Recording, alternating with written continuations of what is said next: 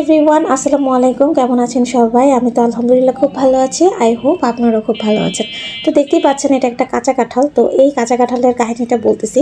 এটা হচ্ছে গত গ্রীষ্মকালের যে কাঁঠাল ছিল ওইখান থেকেই নেওয়া হয়েছিল। তো তারপর হচ্ছে এটাকে আমি সুন্দর করে সংরক্ষণ করে ফ্রিজে রেখে দিয়েছিলাম।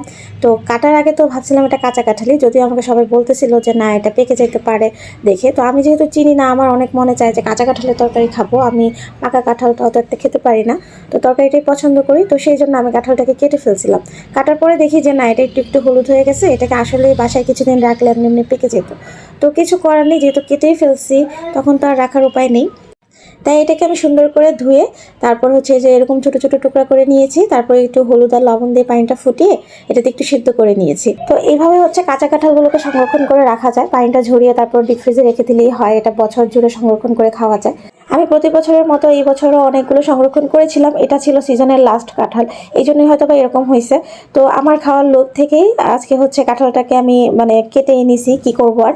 তো তারপর হচ্ছে এটাকে আমি রেখে দিয়েছিলাম। তো এটা হচ্ছে প্রায় 8 মাস পরের ভিডিও, আর ওইটা ছিল 8 মাস আগের ভিডিও।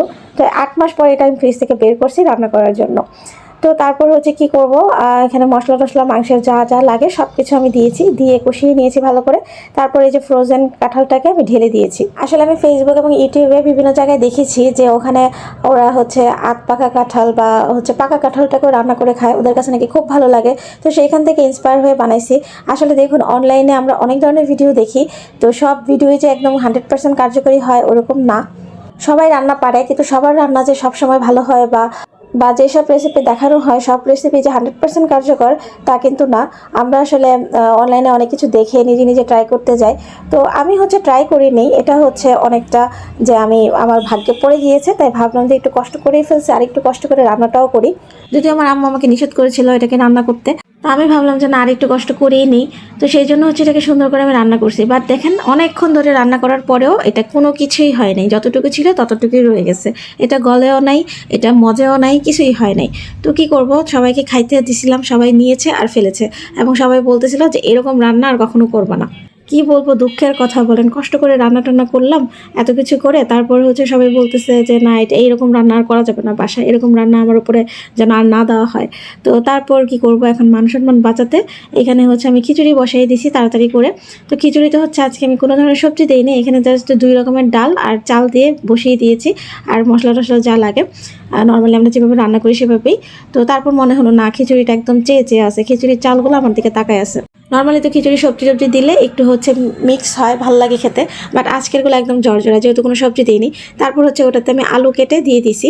এটা হচ্ছে একটা ট্রিক্স, খিচুড়ির যখন দেখবেন যে সব তাকায় আছে তখন একটা আলু কেটে দিয়ে দিবেন, তাহলে হচ্ছে আলুটা গলে গিয়ে খিচুড়ির চালগুলোকে একটা সাথে আরেকটা সুন্দর করে মিক্স করে নেবে আর কি, চালে ডালে খিচুড়ি। সাথে হচ্ছে কি করব, তাই ভাবলাম যে বাসায় চিকেন আছে, চিকেনটা বসাই দিই, কারণ চিকেনটা অনেক সহজে তাড়াতাড়ি সেদ্ধ হয়ে যায় আর কি, রান্না করাটাও সহজ আর সবাই খুশি। আমাদের বাসার সবাই হচ্ছে চিকেন খুর, তো কিছু করার নাই, তাড়াতাড়ি করে এটাই বসাই দিছি। সবাই খুশি তো আমিও খুশি। তো সেই চিন্তা ভাবনা থেকে তাড়াতাড়ি করে রান্না করে দিয়েছি। আর হচ্ছে বাসায় ছিল চুই ঝাল, ওই দিন আমি চুই ঝাল কিনে নিয়ে আসছিলাম, তো সেটা রান্না করা হয় না এতদিন। তো ভাবলাম যে চিকেনেই দিয়ে দিই। আর সবাই তো হচ্ছে বিফ তারপর মাটন এগুলো দিয়ে হচ্ছে চুই ঝালের মাংস রান্নার রেসিপি দিচ্ছে। তো আমি ভাবলাম যে আজকে আমি চিকেন দিয়ে দিই। চিকেন দিয়েও রান্না হয়, আমি অনেক ভিডিওতে দেখেছি। তো যাই হোক, আজকে সেটা এক্সপেরিমেন্ট করতেছি। চিকেন দিয়ে আমি আগে কখনো খাই নাই। চুই ঝালের আলাদা ঝাল রয়েছে, অনেক ঝাল হয় সেটা। তো সেই চিন্তাটা আগেই করে আমি মরিচের গুঁড়ার পরিমাণ অনেক কম দিয়েছিলাম। তো তারপর হচ্ছে চিকেনটা একটু কষে আসলে আমি চুই ঝালটা দিয়ে দিব। আর চুই ঝালের একটা আলাদা ফ্লেভার আছে, সেই ফ্লেভারটা খুব সুন্দর, চিকেনে দিছি তো চিকেনের ফ্লেভারটা অনেক সুন্দর হয়েছে, অন্যরকম একটা ফ্লেভার পাওয়া গেছে, যেটা নর্মালি রান্না করলে পাওয়া যায় না। তো প্রথমবার নিজের হাতে চুই ঝাল রান্না করতেছি। আর হ্যাঁ, চুই ঝালে কিন্তু আদার ব্যবহার হয় না, বাট আমি যেহেতু চিকেন রান্না করছি সেই জন্য হচ্ছে আমি অল্প একটু আদা বাটা দিছি আর রসুনের পরিমাণটা বেশি দিছি। আর এইভাবে রান্না করলে চুই ঝালের টেস্টটা পাওয়া যায় আর কি। সো তারপর হচ্ছে খিচুড়িতে ভাবলাম যে একটু টমেটো ক্যাচাপ দিই, ভালো লাগবে, যেহেতু সবজি টবজি দিইনি।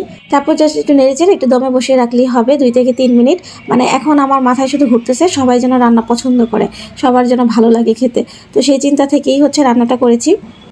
আর ভিডিওগুলো ভালো লাগলে অবশ্যই হচ্ছে আমার ইউটিউব চ্যানেলটাকে সাবস্ক্রাইব করে দিবেন, আর পেজটাকে লাইক অ্যান্ড ফলো করে দিবেন। নিয়মিত কমেন্টস করতে পারেন আমার সাথে কানেক্টেড থাকার জন্য। তো এদিকে হচ্ছে আমি ভালো করে মিক্স করে নিছি। এখন এটাকে আমি দমে বসায় রাখবো কিছুক্ষণের জন্য। আর এদিকে চিকেনটাও হয়ে গেছে।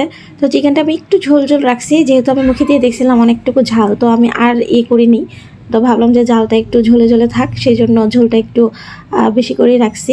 ভীষণই একটা হ্যাট্রিক দিয়ে গেল আমার জন্য আজকে অনেক দৌড়াদৌড়ি করেছি বাইরে, তারপর বাসায় এসে এই যে রান্না মজা হয় নাই, একটা অঘটন ঘটাইছি আগে।